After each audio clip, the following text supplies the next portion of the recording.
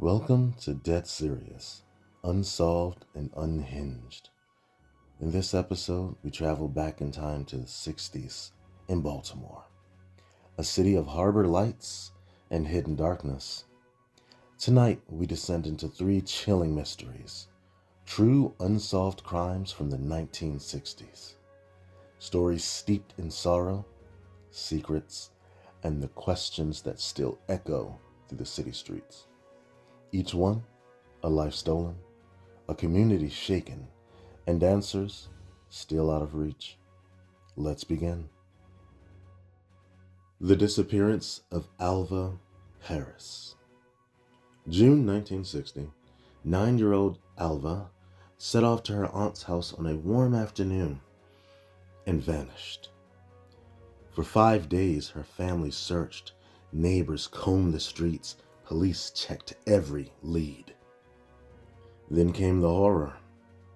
In the woods of Essex, beneath a makeshift cover of leaves and branches, they found her. Her body was hidden with disturbing care, as though the killer wanted her gone, but not forgotten. Some investigators believed chemicals, possibly lye, had been used to destroy evidence. Others weren't so sure. One officer told a reporter, "In 20 years, I've never seen a scene like this. It was deliberate and cruel." The family's pain was raw, immediate, and unending. Her mother wept. "She was only a girl. We just want to know why." No suspect was ever named. Theories swirled: a passing predator, a neighbor with secrets, even a connection to other child disappearances in the region. Today, more than 60 years later, the case remains open. Police still list a $2,000 reward, but the trail grows colder every day. A bright-eyed girl gone in daylight, a body hidden in the trees, and a silence that stretches across generations. The Lady in the Lake, Shirley Lee Parker. In April 1969, a quiet Sunday morning in Druid Hill Park. By afternoon, alarm. Shirley Lee Parker, a beloved bartender, swim instructor, and mother of two, vanished without a trace. She was known for her strength in the water, a woman who could outswim nearly anyone.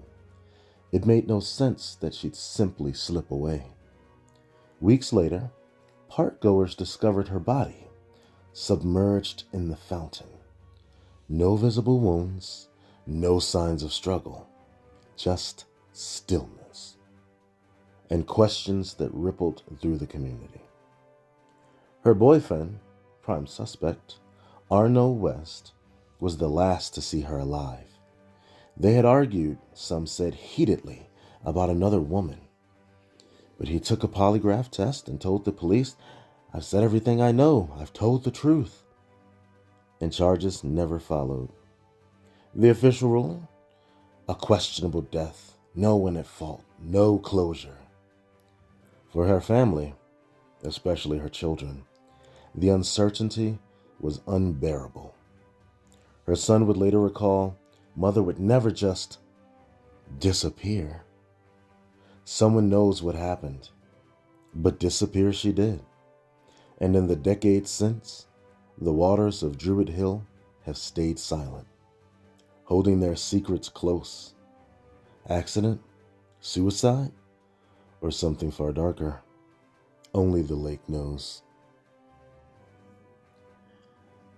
Our final story from this decade: the murder of Esther Lebowitz. December 1969, Hanukkah season. 11-year-old Esther Lebowitz runs a simple errand: buy a notebook clip for school. But she never makes it home. Her body is found later that day in a wooded lot just half a mile from her house. She had been sexually assaulted and brutally beaten. And then the clue came. Tiny flecks of aquarium gravel embedded in her injuries. Detectives scoured Baltimore's pet shops. They found a match. Gravel identical to what was used by Wayne Stephen Young, owner of a local aquarium store.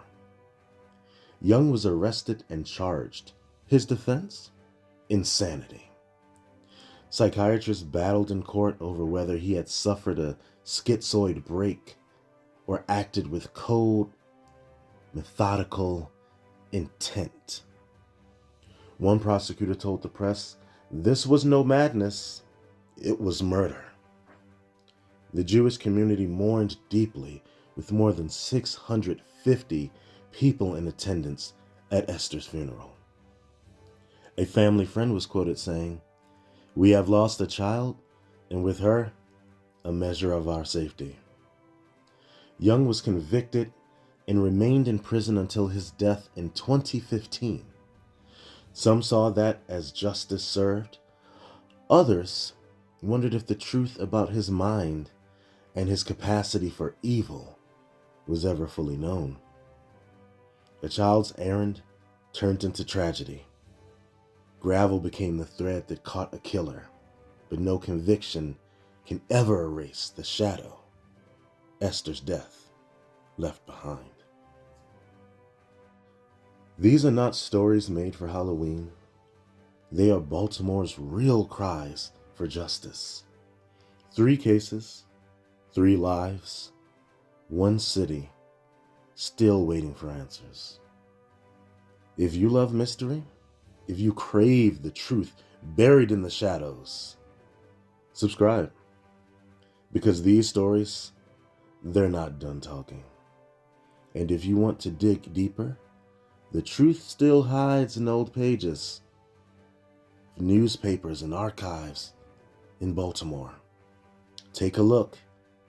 Leave a comment. Let's discuss.